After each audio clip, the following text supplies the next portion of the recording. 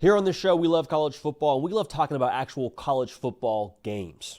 Kind of bizarre, right? This is the part of the year everyone's talking about playoff structure, arguing about conferences, arguing about politics of college football. We're just talking about the games that are actually going to be played. Again, pretty novel. We got Texas A&M going to Notre Dame. We're going to do a never too early preview for that one because we cannot wait for this, dude. A&M got in College Station a year ago with Riley Leonard and Notre Dame, but Mike Elko and company out for revenge in South Bend, 7:30 Eastern, NBC, again, early on in the year. This will be Notre Dame's second game of the year. That's the big question I have as it pertains to who they have at quarterback. How are we responding from what Miami was? Well, we'll unpack that right now. Before we do that, though, make sure you are subscribed. If you're a Texas A&M fan, a Notre Dame fan, we will have a prediction for you for this game when it gets a little bit closer. But right now, we're going to do a breakdown, do a preview, and give you our lean as we sit here now a few months away from this thing being played. So, again, make sure you're subscribed if you're a college football sicko. Want to hear y'all's pick in this one. Reserving right to change, but as it sits right now. So, as I mentioned, I've said a few times on this show, and I think we've probably saw the spring game and can put two and two together. I would be shocked if it's not C.J. Carr starting for Notre Dame week 1. Now, I told you, they play at Miami week 1. That's going to be a great game. It'll be a great test for Notre Dame and all those things. But then they have a bye, and then A&M comes to town. So C.J. Carr, no matter what happens against Miami week 1, I want to see what the psych test is for that guy.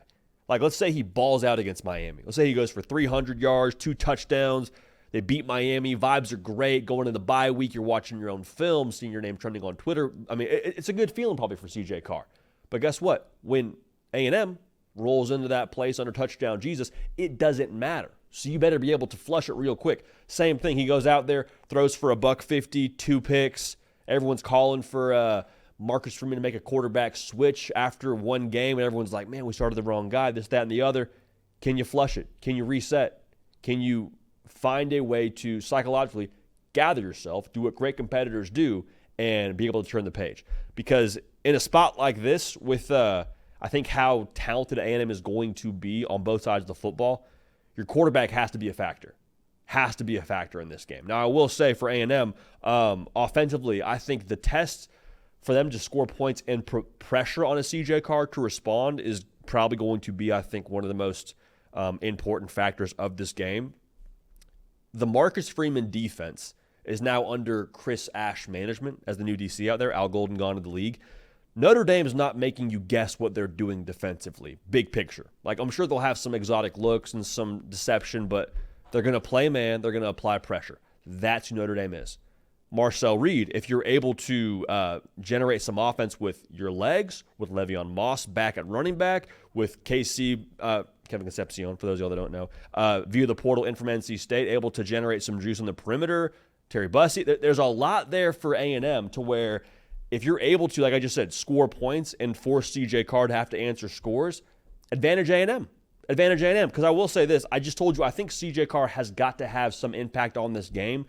But if this game is played in a first to 24 kind of format, I think a rock fight does, in fact, favor Notre Dame. So going back to Marcel Reed, I don't know that the entire country is gathering how excited they should be about the A&M offense. Because they didn't finish very strong, but everyone seems to be missing. They lost their best offensive player during that stretch when Le'Veon Moss went down, the running back. With Marcel Reed now having a full year for the offense to be built to his skill set, with his mobility, with Le'Veon Moss back healthy, I mentioned Concepcion, I mentioned all the weapons. Like, they're in a spot now in their second year under Colin Klein to, I think, really do some good things offensively. So the test is going to be, can you handle all that Notre Dame defense is throwing at you, from the man coverage to the pressure? And I think Marcel Reed, he's shown us, we saw him in the swamp against Florida, get tagged in last second, it felt like, to lead that offense. And he went just berserk in that football game in terms of how he ran things, how cool he looked. I think he's going to be able to withstand that, but still got to go do it on the road in a night spot in South Bend. So we can't do a preview for this game and not talk about Jeremiah Love. Listed as a running back, I'm sure Notre Dame will find a myriad of ways to get him the football. What happens with the Jeremiah Love equation in this game? And what I mean by that is Texas A&M, it's pretty straightforward. You're going to try and limit number 4 and what he does in this football game, right? It's great, but at what cost? What other resources are you committing to try to take Jeremiah Love away. And when you do that, how good are you in man coverage in your own right, defending against a Jaden Greathouse, defending against a Malachi Fields, defending against a Will Pauling? Are you good enough on the back end or in other areas of your football team to be able to leave yourself a little bit more exposed to still take him away and still do what you need to do defensively? And at that same token, if you're CJ Carr, going back to him, are you good enough to cash in? I think CJ Carr and his stat line, it doesn't need to be 300 yards. We've said this for a couple different quarterbacks in different spots, but this fits perfectly for CJ Carr. He doesn't need to go for 300 yards. He just got to be timely. Like when they stack the box, because Jeremiah Love just went for 20-plus yards on that last carry, and they're like, hey, we got to roll a safety down. Hey, we got to figure something else out here, how to take away number 4. When you commit extra resources, is CJ Carr good enough to cash in? A winning stat line for him might be like 200 passing yards, but he's 17 for 21, 2 touchdowns. It might be that. It might be that kind of day. Now, my lean in this game, y'all that watch the show, you know I love Marcus Freeman. You know I love Notre Dame. You know I believe in what they are long term. I've said many times, I think Notre Dame is going to be a powerhouse in college football. I think Notre Dame is going to be a college football playoff team this upcoming season. With that being said, I'm going to lean A&M for the same reasons that I picked Notre Dame to win this football game a year ago in College Station. I ended up being right. There's just more that I know about A&M right now.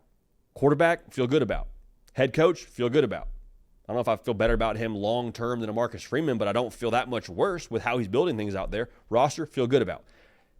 Curious to see what the new growing pains are for Notre Dame on defense, if that's a word we can use, if there's any of that for them in this game.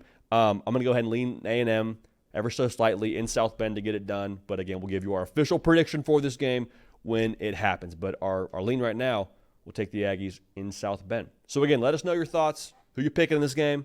You have a lean right now, you can reserve your right to change. But for Cato on the 1s and 2s, for myself, JD PicKell, we appreciate y'all. We love y'all. We will keep this party rolling. We will see y'all next time.